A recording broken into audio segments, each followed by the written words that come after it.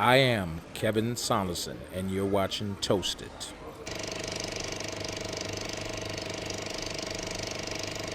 Mr. Saunderson, welcome to Miami. Hey, hey. You actually caused the first good news today for me. You guys are touring again, the three of you, and I never thought it would happen, actually. Hey, I never thought it would, but, I never counted it out, but I thought, these guys, my brothers, we just can't get it together, but we got it together. So how did it come together? I mean, why did you choose to do it right now? Well, it's really been a vision that I've been pushing them for the last 4 years, but like I say, it didn't come together. I think timing is everything, and after putting the bug in their ear and keep mentioning it to Derrick and Juan, that finally Derrick was the last holdout, and he finally agreed. And then there was a thing about the name. Should it be Kevin, Derrick, Juan? Should it be Juan, Derrick, Kevin, or should it be the Belleville Three? And we got over that hump. And this is kind of our first wave. There's a bigger picture to this. It's not really just about DJing together. It's about DJing, establishing the brand, so new people, new people who are into music, they understand it, they experience it, and elevate it to a live show, a complete live show, where you can not just be at a festival, you can come sit down and see us too. But it's going to take a few years to get there. This is the beginning, and I thought maybe it's a one-off, and I hope not. No, it's not a one-off, because we Coachella, and then we got Movement, and we have Tomorrowland. So we have many. We have about 5 or 6 this summer. We don't want to do too much, and then each year there'll be a slight elevation, and then there's going to be new music. So we want to work on music before we do too many shows. Like I said, this is the best news of ages probably. Right. Well, I'm glad. So how do you guys work together? Because I mean, 3 strong-minded people. I mean, you. What I read, I'm not sure if this is correct, but you knocked out Derrick May when you were in high school because he didn't pay up for a bet he lost. This is true, actually? Yeah. It happened in junior high, but right before high school. I was maybe 12 or 13. Yes, it's true. It's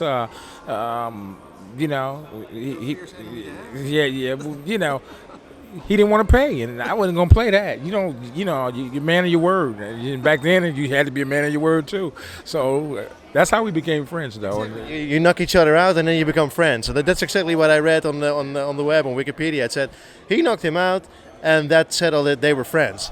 That gave him respect for me, and then I'm a nice guy, I'm a kind guy, and you give second chances, and look where it led me to. It led me into creating music, being around Juan Atkins, and we've had our differences many more times, but not like that, of course.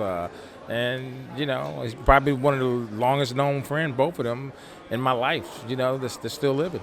Hey, but the Belleville Three, like I said, 3 strong characters, 3 successful artists.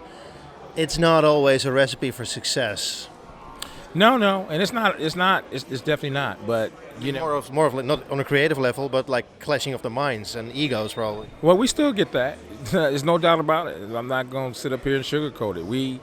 We might argue once every 2 weeks on something real minor. But we usually find a way to get there. We may not agree, and it's all about when you have to look at us, we have to look at us as one, as a team, and not individual. Even though you have your individual feelings. If two members say no, this is where it needs to be, then we have to go with that whether you like it or not. Because that's what this is about. It's about us, not us individually. And making music together, the 3 of you. I mean, first of all, live. How should I see this? Is this going to be like a Kraftwerk setup, or?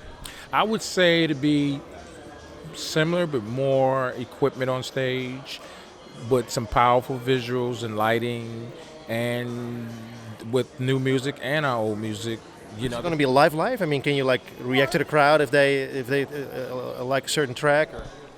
Say it again. You guys react to the crowd if they like a certain track, or is it like a fixed set of songs that you're going to play? Well, it's going to be live like today. Of course, it's going to be all computer generated, but we're gonna have control over different sections, and we're gonna practice and be able to play certain parts that we like.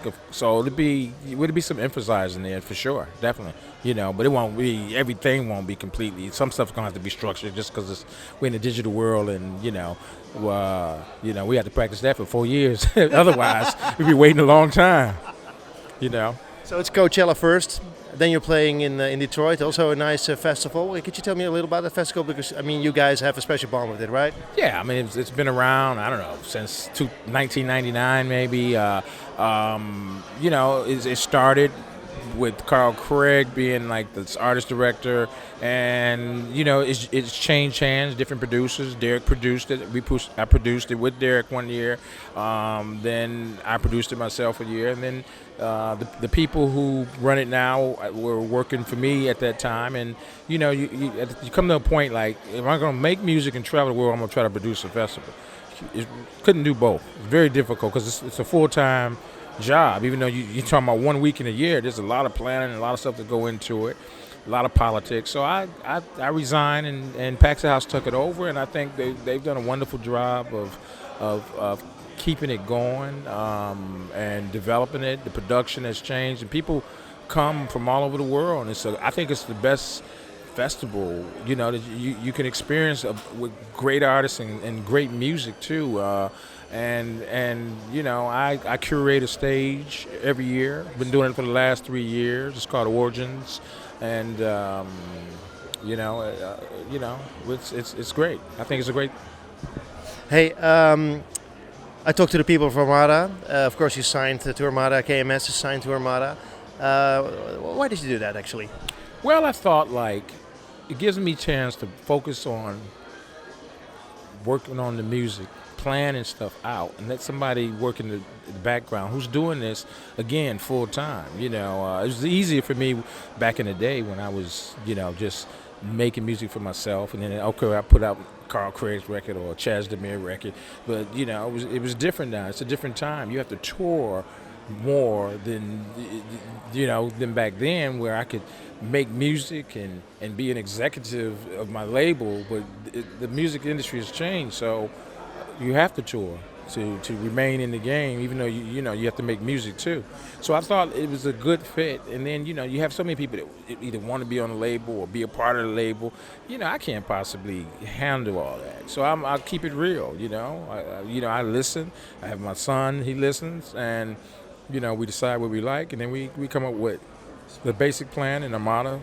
They pick up the pieces, put it out there, and it's all changed with Spotify and iTunes and all the streaming services too, which is a new world for me. So I'll get somebody who's experienced and have a foresight of the future. What do you think of it? If you have foresight yourself, you proved that many times. But what do you think of the state of the dance? It's an industry. It's not a scene anymore like it is right now. Yeah, I think that it's still healthy. I think it's changed. I think that kids now can find your music a lot better if they hear a track, because you got Shazam and stuff like that.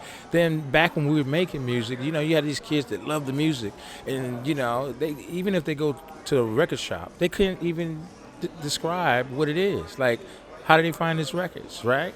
So now you got all these streaming services and stuff like that. I think it is the future, and it's made music become, the genres are mixing more now. Where before, like, if you listen to rock and roll, you listen to rock and roll. If you listen to hip hop, you listen to hip hop. I think now people listen to more, especially electronic music. You might listen to techno, you might listen to house or deep house or trap or whatever, but they experience it all. The EDM stuff, it's a path into the other worlds of music, and I think that part is healthy, So, and it gives it a chance for people to know the artists. Obviously, people go out more. There's a lot more festivals, and people are, I think, learning the DJs more than back then. The newer kids, especially compared to then.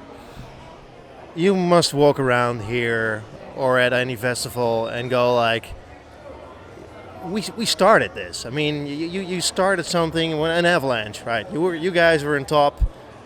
through a small ball of snow, and now it's like the whole fucking area, the whole area is flooded with snow. I mean, do you feel it like that yourself? Like, do you remember the days when you started, the three of you, when there was basically, well, little?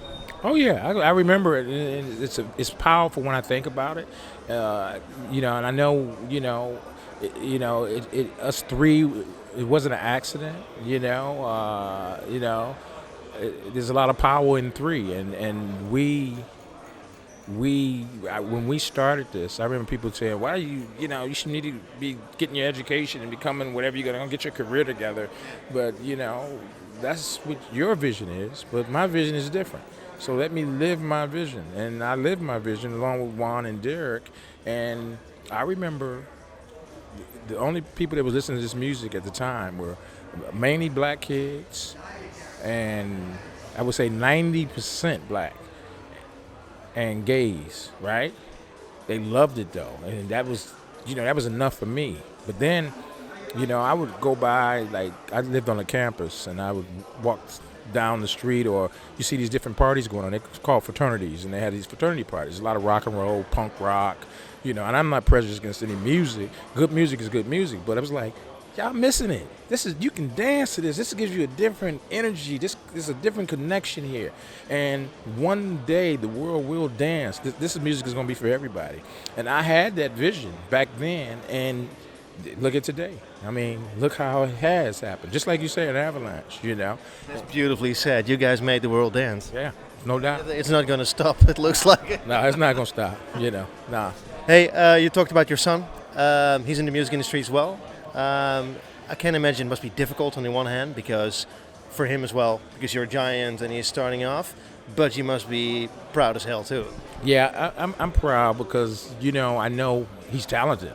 That's the first thing. It's not just me being dad. He impressed me, a few times, and his work ethic, he reminds me of me. Like, he never stops in the studio. When he first started even traveling with me, he was always on his computer, somehow working on music, no matter where. On the airplane, he just got his headphones. He's in his own world. So even today, he's in the studio all the time, and he's elevated himself. He can make tracks very well. And, we did a track together, and for the inner city. It's called Good Luck, and he made 90% of that track. I just happened to hear it and say, "Hey, that sound like me." So we decided to come together and make more tracks together and bring him part of the group. And that's just how that's just the truth. That's just it is. So it's organic and it's natural. So, are there any new DJ producers that you like? There's no names I can give you. I'm not gonna say I don't like, because I play music that I like, everything I like. I just don't really follow the name. If I had to give up a name right now, maybe Kink. I like a lot of the tracks that I'm playing on Kink. Hey, Belleville 3 touring in the US for now. You're coming to Tomorrowland, which is great news, but after that, more European tours, maybe an Asian tour? We're going to do more. We're not, like I said, this year we're not going to do too much. Maybe 6 or 7 shows, and then next year we're elevated a little more, and then eventually we'll get to live as release music. But yeah, we're gonna hit the world. We're gonna hit the world, but it's gonna take a couple years to go full force. Hey, last question, because we have to wrap this up. You're a busy guy. If I want to be on your label, how can I do it? What should I bring, and how should I get in touch? Well, just info at kmsrecordsus.com. And, we love all kinds of music. When I say all kinds, anything that we think that sounds good that people can dance to. And if it works for us, and if you know KMS Records, if you know the label, we've got a pretty large catalog, and it's not just from Detroit. It's we got people from France, from Holland, all over Belgium, but it's people that always usually are inspired by the music they heard before. So they usually find a way to create something that fits in, or that's uniquely different but fits in too. So you just got to send it. We got people, that will pass it on to me and pass it on to Dantes, and we'll get to it. Sometimes it takes some time, but we'll get to it. Thanks so much for your time. Thank you.